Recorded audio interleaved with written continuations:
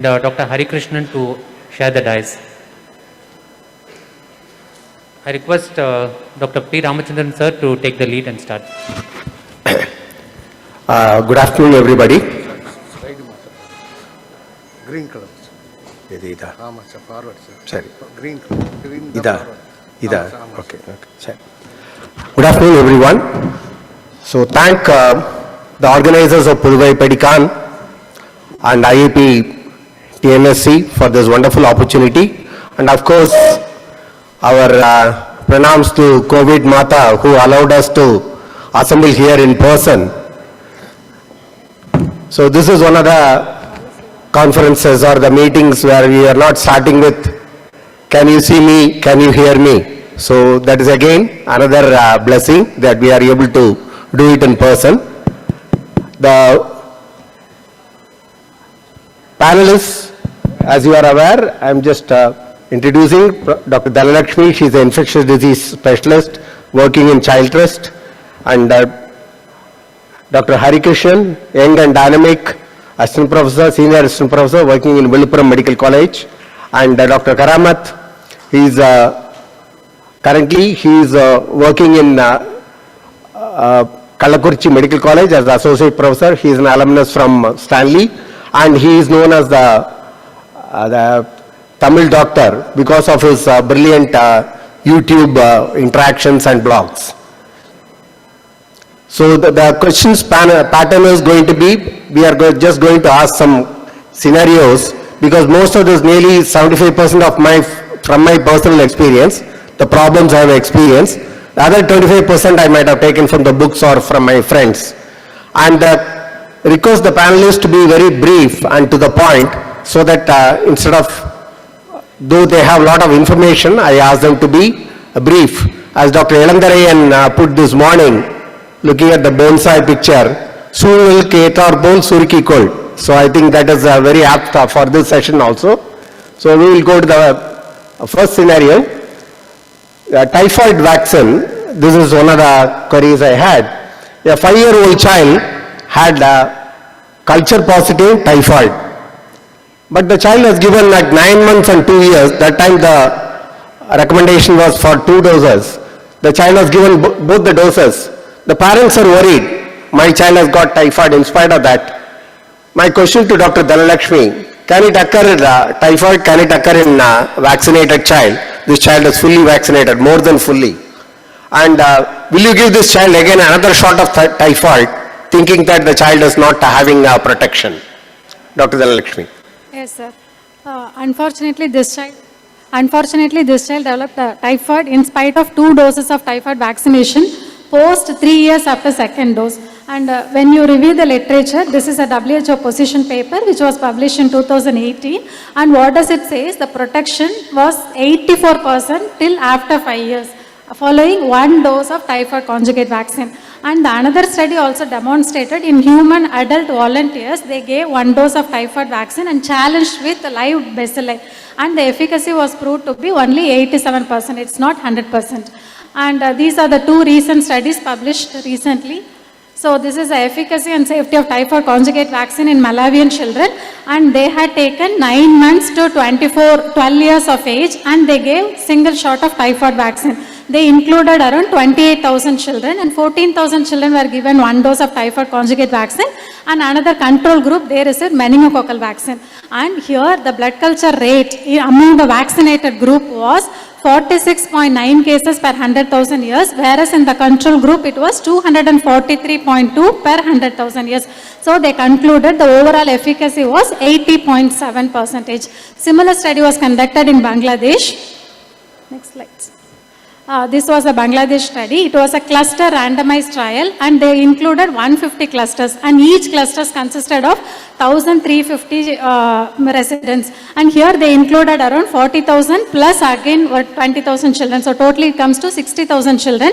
And the age group was 9 months to 16 years of age. And here the efficacy rate was around 85%. So these are very short-term studies. They have followed up to only 18 months and 24 months. So when you look at the long-term study, how long this antibody is protective, so they have followed up after a single dose, they had followed up to 7 years. So here around 350 children were given primary dose, and after that, 1.5 years later, they gave nearly 60% received second dose, and they compared those who received booster dose among unboosted children. And both the groups had significant antibody protective threshold level till 7 years of age. Even though the titers were slightly higher in the boosted group, unboosted children also had significant zero protection. So they concluded to extend the benefit of protection, we can consider one more booster dose after 5 years.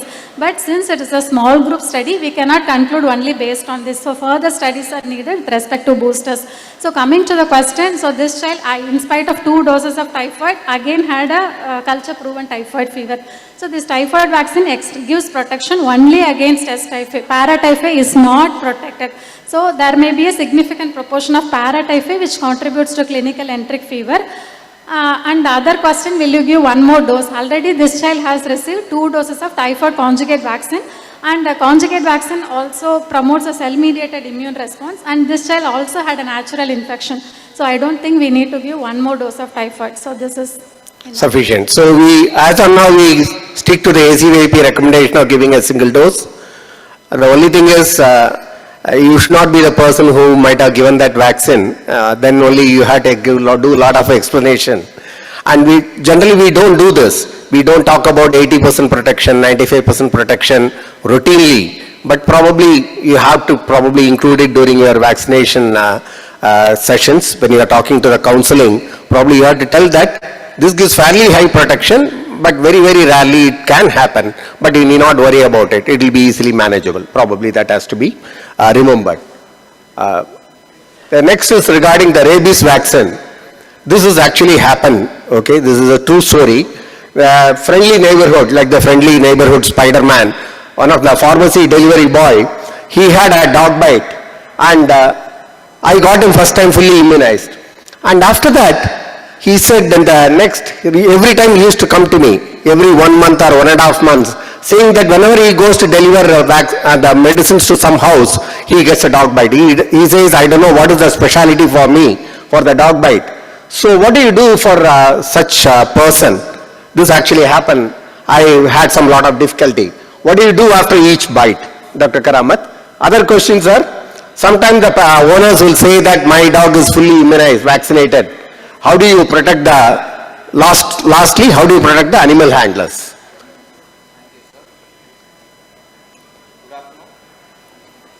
You can take the other mic from Dhanlakshmi. Yeah, it's okay. So this is the basic protocol, so we'll not go into the details. When we say a person is fully immunized against rabies, we say at least 4 doses of modern cell culture vaccines. So if a person has been given 4 doses or 5 doses as previously we used to do, if it has been given, the child is fully immunized, our person is fully immunized.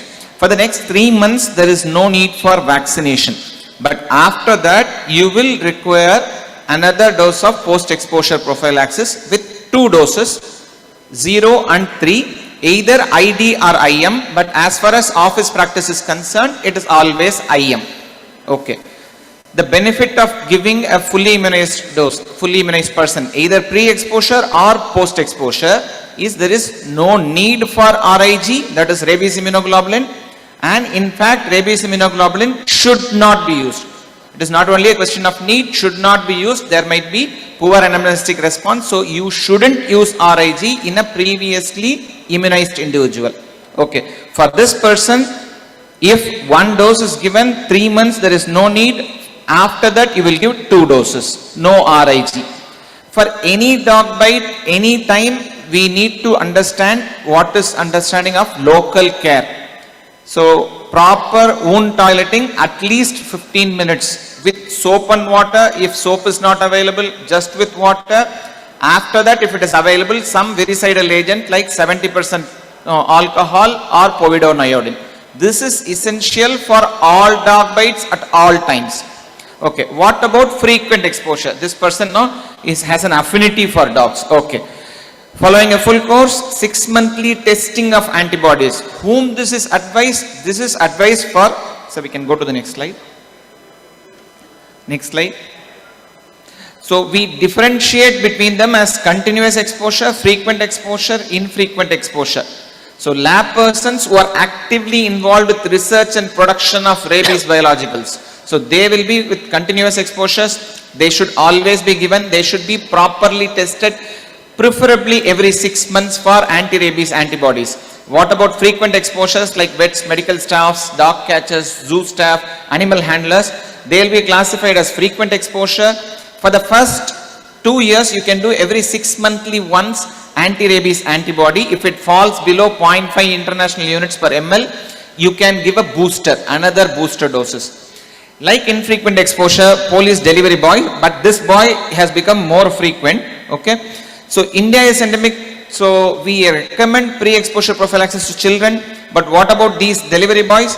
He has become more frequent exposure. So what we will suggest is he should be given full dose of post-exposure prophylaxis. 6 monthly once for the first 2 years. You can check his antibody levels. If there is a drop, you can give a booster. But if there is no further risk, there is no need to give routinely, or there is no need to routinely check antibodies. For whom do you check antibodies? It is only for this continuous exposure group. Thank you, sir. Thank you. To end the story, I heard that the boy has left that job. He took up some other job. Okay. Now coming to the HPV vaccine, the parents who have taken a quadrivalent vaccine, now they want to know for their adolescent daughter, they come to know that there is a nanovalent vaccine now available. They want to know whether they should now go for that nanovalent vaccine. And the mother who is accompanied, she is 37 years old and she wants to know whether she can also take the vaccine. Dr. Hari. Thank you, sir. So first we will see the two vaccines in question. So we have a 4-valent vaccine, quadrivalent vaccine, which is effective against the 16, 18, 6 and 11, which is they have the efficacy of 98 to 100%. And we have a 9-valent vaccine, which is effective against, apart from these 4, it is effective against 31, 33, 45, 52 and 58. Remember, quadrivalent vaccine also offers some cross-reactive protection against those other 5 vaccines too. Of all the types of HPV, we know that 16 and 18 contributes to 70% of the total invasive cancers, and 31, 33, 45 contributes to 14, and 52 and 58 contributes to 5%. So overall, 9-valent vaccine contributes around 84%, it offers protection. Revaccination is not recommended for these who have been already vaccinated. The reasons are, first, the chance of infection with any one of the 5 additional HPV types developing disease and causing cancer is very low. So the quadrivalent vaccine itself will offer adequate amount of protection. Second thing is, local reactions are very high when the child has already received a quadrivalent vaccine. Now receiving a 9-valent vaccine, the injection site swellings are very high. There is no other safety profile concern is there. And this 9-valent vaccine elicits an adequate memory response for quadrivalent vaccine, and along with a marked response to this 31, 33, 45, 52 and 58. But there are some studies which shows that the response to the remaining 5 vaccine is somewhat low when compared to those who have already received a quadrivalent vaccine. So for these reasons, we usually would not recommend this. And coming to the question that the 37-year-old female who wants to take a vaccine. So this ACVIP recommends that the quadrivalent vaccine you start by 9 months, up to 14 years or 9 years, up to 14 years you will give 2 doses, and from 14 years to 45 years you will give 3 doses. 9-valent vaccine is offered only between 10 years to 26 years, and whatever may be the age, it is 3 doses. Next slide. And this 9 to 26 years, if the dose is given in the first birthday, 15th birthday, then we have to give 2 doses. If it is after that, we have to give 3 doses. Remember that 50% of HPV infection occurs within 20 years, and 75% of HPV infection has been occurred within 30 years. HPV vaccine will not provide protection against the infection which has already occurred. So after 30 years, the benefits are substantially low when compared to the cost.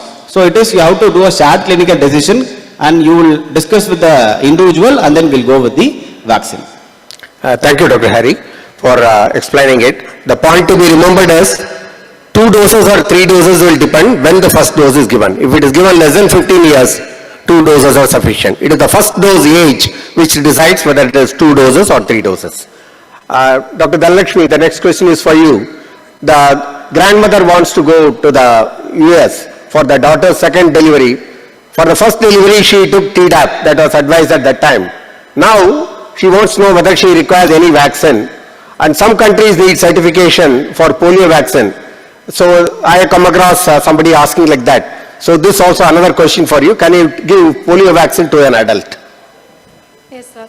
So the grandmother, we have to see whether she has received the primary doses or it is just a booster dose. If she has already received full doses of Tdap, then only 10-yearly booster, either TD or Tdap, any one, once in 10 years is recommended. But if Tdap is the only vaccine she has received, then she has to complete the primary series. Primary series consists of 3 doses. Tdap, single dose at the first encounter, then 4 weeks later, TD or Tdap, then 6 to 12 months later is the third dose. So, based on the previous vaccination, we have to decide which one we have to do. Apart from this TD or Tdap, other vaccine she needs is annual flu vaccine and pneumococcal vaccine. So, we have to discuss with them PCV 13 and PPSV 23. If she is willing, we have to first give PCV 13, then 1 year apart, then PPSV 23 should be given. In Western countries, shingles vaccine is available and it has to be given 2 doses at 6 months apart. And if she is born after 1957 and she was not vaccinated or had no natural infection to MMR, then 2 doses at 4 weeks apart. COVID vaccine as mandated. And regarding to the polio vaccine, there are 2 vaccines, OPV and IPV. It is based on again the each individual country's recommendation. First, we will see the Indian recommendation. Indian government wants, so there are 2 ways. So, some residents from India going to polio endemic countries or residents who are traveling from polio endemic areas coming to India. So, in both these situations, we have to give only OPV, 4 weeks prior to travel. So, polio endemic countries, Afghanistan, Nigeria, Pakistan, and still some countries are reporting polio circulation following importation. These countries include Ethiopia, Kenya, Somalia, and Syria. So, if they are planning to go to these countries or residents from these countries comes to India, we have to get it vaccinated with OPV 4 weeks prior to travel. And we cannot, we are not supposed to give the OPV vaccination. Only the district immunization officer is destined to give OPV vaccination and they have to certify. And yearly 1 dose is sufficient. If they are frequent traveler, each travel they need not give, only every year they have to give. And some Western countries, they suggest to give IPV. If they have not given the primary dose, then 3-dose schedule has to be followed. 2 doses, first 2 doses at a gap of 1 to 2 months, a third dose again after 6 to 12 months. So, it is country specific. Each country has to have their own recommendation. So I am remembered of that story, and a very smart Indian salesman, when somebody came asking for a fish hook or something, at the end of the day he was sold a motorboat. Okay, so if you go to Dr. Dhanalakshmi, probably she would have convinced them to take all these vaccines. The grandmother will have to decide whether to go to US or stay here. Oh, that is the only problem she may face. Thank you. Anyway, these are all, you have to talk to the parents. Nobody can tell them later that you never told me, these are all the options. So that was only in a lighter vein I was just mentioning. Okay. Thank you. Now coming to the chickenpox vaccine. Grandfather is having herpes zoster. They got a child who is 9 months old. Does this child need protection against varicella, Dr. Karamat? If so, how? Now, another situation, a 2-year-old unvaccinated child, there is a chickenpox contact. Does that child require a post-exposure prophylaxis? If so, how? Please take all of them. Yes, sir. So, coming to varicella, we know zoster is caused by the same virus, okay, reactivation. Zoster is also contagious but less than varicella. Approximately it is 1/3 as contagious as your varicella. The second most important point to consider is that child is 9 months old. Vaccine is generally not recommended for infants, that is below 12 months of age. But I have put a caveat and an asterisk there. Why? In fact, one of the vaccines by GSK in Europe and UK has been approved for use above 9 months of age. I'm just leaving it at there, but the recommendation, as far as even India is concerned, it is less than 1 year, vaccine is not recommended. How do you protect varicella? I mean, do you want to protect the child against varicella? Yes, we want to protect against all diseases. So generally, contact and airborne precautions for varicella. For disseminated and zoster and immunocompromised zoster, same precautions has to follow. If it is just a localized lesion, the lesion needs to be covered until crusted. That is enough as far as the lesion is concerned. Next. Whom do we want to protect specifically? So as is an infant and high risk candidate. Who are the high risk candidate? The high risk candidates are immunocompromised patients, okay, pregnant women, newborn infants, hospitalized premature infants, okay. So these are at high risk. So it is essentially neonatal varicella and immunocompromised who are more at risk. A 9-month-old child is not a high risk candidate who needs to be given varicella zoster immunoglobulin, or if not available, IVIG. So that is only for high risk exposure. Okay, what about the 2-year-old child who had exposure to varicella? As we know, beyond 1 year, varicella vaccine can also be used as a post-exposure prophylaxis. Within 3 days, it has an efficacy of 90%. Within 5 days, 70% against all forms of disease. So within 5 days, 100% against moderate to severe disease. So we are justified if the child presents to us before 5 days within exposure, you are justified in giving varicella vaccine as a post-exposure prophylaxis. Dr. Hari, this question is for you. Now we are hearing that in government setup, you can give rotavirus vaccine even beyond 1 year, and WHO recommends even up to 2 years. Now, this child has been 15-month-old due to COVID and other situations, they could not give the rotavirus vaccine. Now, what you tell us the position in government hospitals up to what age is being given, and what is the problem? Why we are as a practitioners, we are not giving this vaccine beyond this age? Yes, sir. So this, we know that the rotavirus infection is so common within first year of life. In developed countries, it has been seen even up to 5 years of age. But countries like India, where the developing countries, most of the children will acquire this infection in first year of life itself.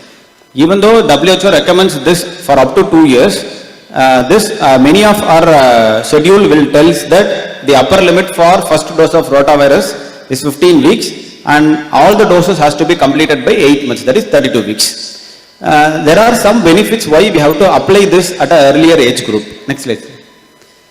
So the benefits are, so we know that more than 80% occurs in first year of life. So vaccinating early within first 6 months will offer better benefits. Second thing is, by applying this age restrictions, it gives some motivational factor for the parents for the timeliness of the vaccine. Third thing is, delays in vaccination, particularly beyond 1 year, will substantially has low benefit because majority of children has already acquired this using this wild virus, rotavirus infection.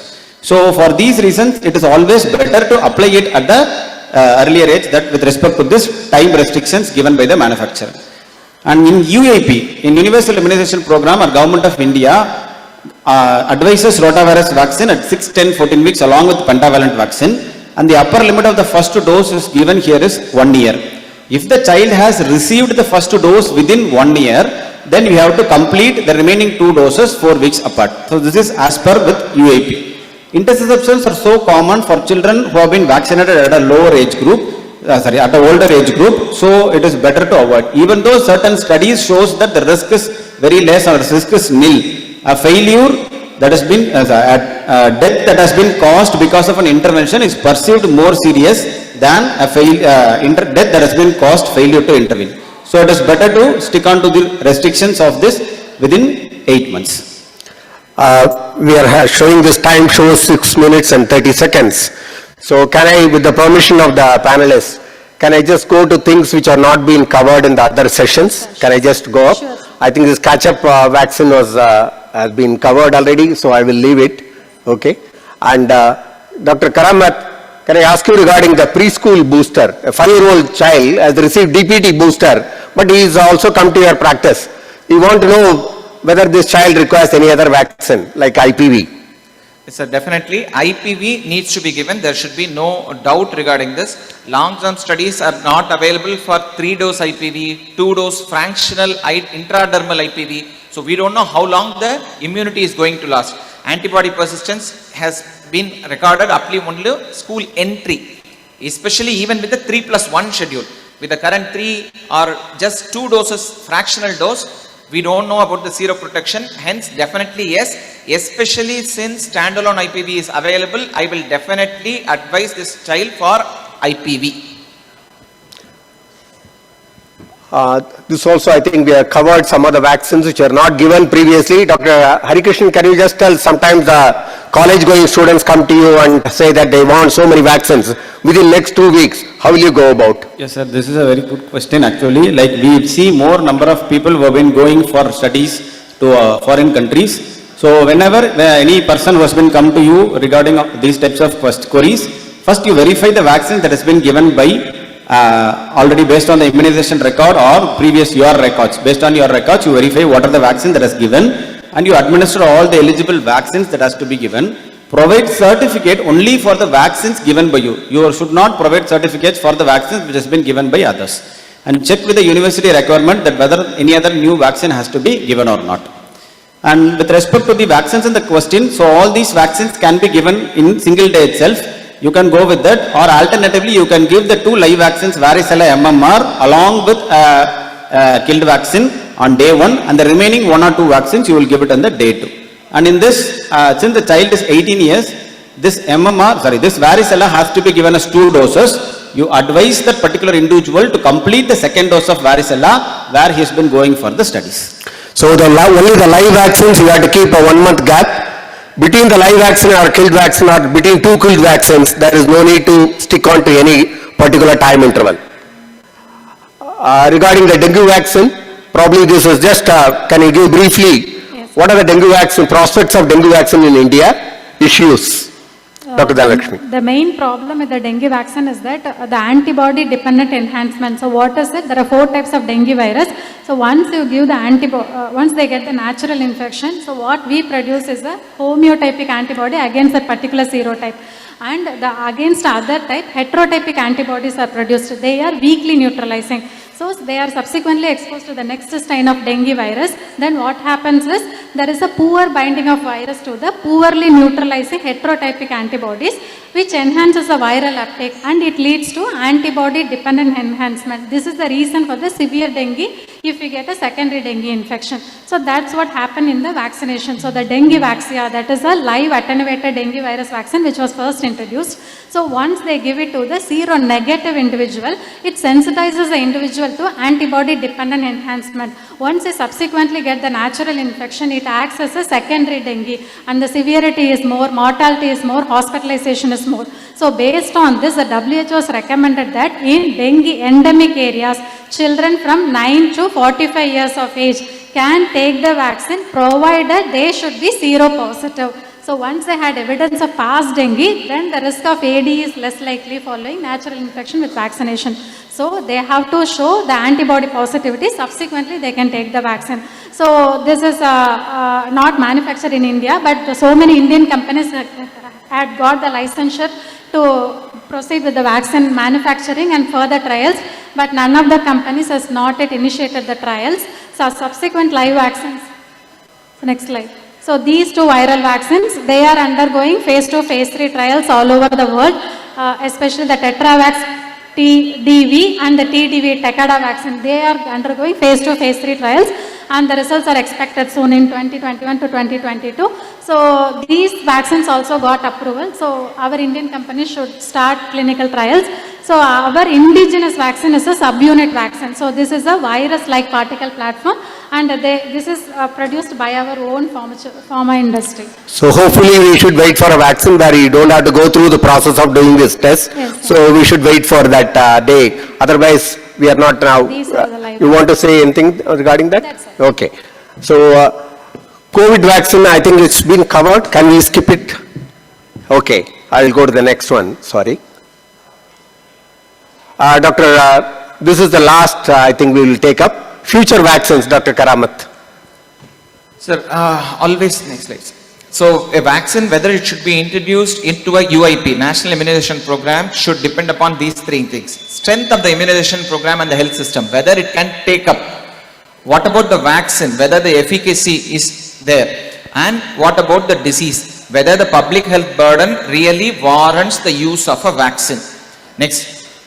So what has happened is, this was in 2014 WHO document, okay, so where we have introduced rotavirus, pneumococcal conjugate, an improved JE vaccine, which is not completely, okay, we have gone from live single dose to, now we have utilized 3 JE vaccines. HPV in some of the states, yes, they have already taken up, okay, monovalent and bivalent, we have gone to bivalent oral polio vaccine. Where does the IAP stand here? IAP stands typhoid conjugate vaccine and HPV vaccine. These 2 vaccines have been recommended by already IAP as well as NTAGI, the National Technical Advisory Group on Immunization, to be included in the UIP. But there are concerns, okay, cost effectiveness analysis has to be carried out before they can be introduced into the platform. So what can we expect? Probably HPV and typhoid conjugate vaccine. Okay, I think we will skip this question because the time is now up. Thanks for your kind attention. I thank the panelists for doing all the job, analyzing and putting up the slides, doing a lot of studies going into the subject, and making this very useful for me. I'm sure that you also would have found it useful. Since there is paucity of time, we may not be able to take questions. It's now up to hand over to the organizers. Thank you. Thank you, sir. Dr. PRC, as always, you always stick to time, and all your panelists also stuck to time. Thank you for that. And I think you clarified most of the queries that the practitioners and the students had in their mind related to vaccines. Thank you. And now I request Dr. PRC to hand over the mementos to the esteemed panelists. Dr. Dhanalakshmi, followed by Dr. Karamat and Dr. Hari Krishna. And probably Karamat can hand over the memento to Dr. PRC after that.